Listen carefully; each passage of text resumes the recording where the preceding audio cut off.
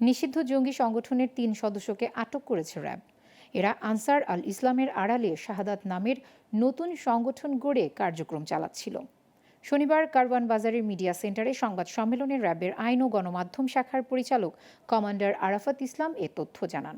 আটককৃতরা হলেন মোহাম্মদ ইসমাইল হোসেন, মোহাম্মদ জিহাদ হোসেন ওরফে হুজাইফা ও মোহাম্মদ আমিনুল ইসলাম।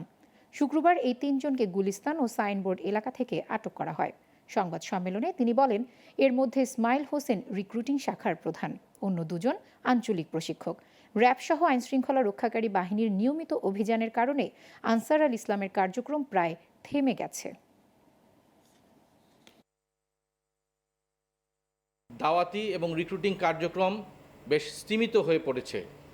এ কারণে এই নাম ধারণ করে নতুন সদস্যদের রিক্রুটিং এবং তাদের দাওয়াতি কার্যক্রম পরিচালনা করা বেশ দুঃসাধ্য হয়ে পড়ায় নতুন জঙ্গি সংগঠন শাহাদাত নামের একটি